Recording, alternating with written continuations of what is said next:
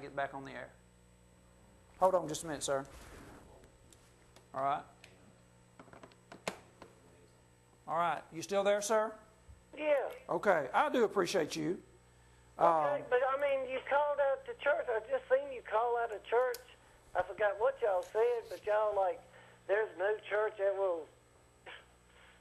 I don't. Like I said, you just come carrying the Bible under your arm, and that's it. Just you and your Bible. And you're very, very welcome in our church. Okay, now, what I'm actually wanting to do, and this is what basically Jesus was trying to do as well. Jesus was trying to find out how it was that you have a group called the Pharisees and the Sadducees and the Essenes. You see what he was trying to do? He was trying to find out, why do you have so many conflicting doctrines that actually don't help the situation? That's what I want to do. I want to be able to... It does help the situation. Excuse me? It does help the situation. Anytime we're preaching God and love... So you think having all these denominations is actually helping the situation? I don't see where they're really hurting the situation. Okay, right well, here when I see a church on every corner, and I've been in stores and people gave me... I've seen people in line, you know, and... What about this gentleman right here? He's a Baptist calling you the whore of Babylon. I don't know nothing about that. Words are words. I only have one judge. And, like I said, I'm personally inviting you, sure. Okay. But I'm inviting you. I'm not inviting nobody else except you and your Bible. And you come in and act like a civilized part of society, and now what? We'll now, be glad to have you. Okay, I need you to go ahead and define that civilized part of a society. If the pastor is going to, in a Sunday school, I mean, I hear the word school. That means questions, teaching. Yeah, you can ask questions. You can do whatever you want. Yeah, sure. Okay, and I certainly do appreciate the invitation. Well, you're very welcome. Okay. Well, like I said, we just had a thing at the Freedom Park where we invited anybody in that knew about it was welcome to come, and we fed 1 million hot dogs to everybody that showed up and played good country music and tried to preach Jesus to everybody. Now, when you preach Jesus, sir, do you just say Jesus, or do you actually preach doctrine?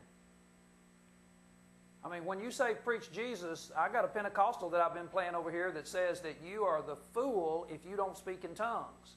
So did you preach Jesus to him, or did we limit ourselves to just Jesus, Jesus, and no doctrine?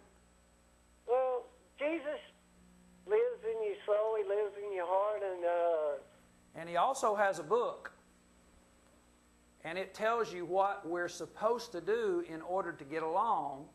And when you say that you preach Jesus and you had everybody out there, I'm kind of... I don't really preach Jesus. I just try to have Jesus' light kind of come out of me. Oh, Jesus is really what now? I don't force anything on nobody. Jesus I try to treat everybody kind of as the golden rule, I guess you could say.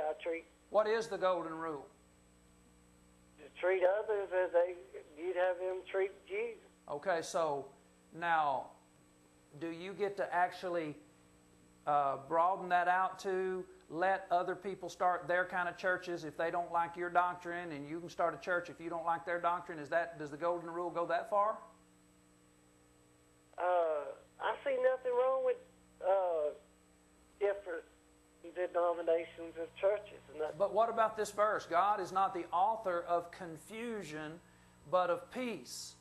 On Sunday, we have the most confusing day of the week in religion. One preacher gets up and says that you are of the devil if you don't speak in tongues. Another preacher gets up and says that you're the whore of Babylon if you sprinkle. Here he is, John Rice. Now, is that really a day of peace, or would you say that's confusion? No church our church preaches nothing but the glory of God shining on all of us. Okay, now a moment ago you said that it was 100% Bible, And we know that it can't be 100% Bible because you deviated into John Wesley's church somehow or other. And sir, I have your manual. Do you realize that the Wesleyans have a manual?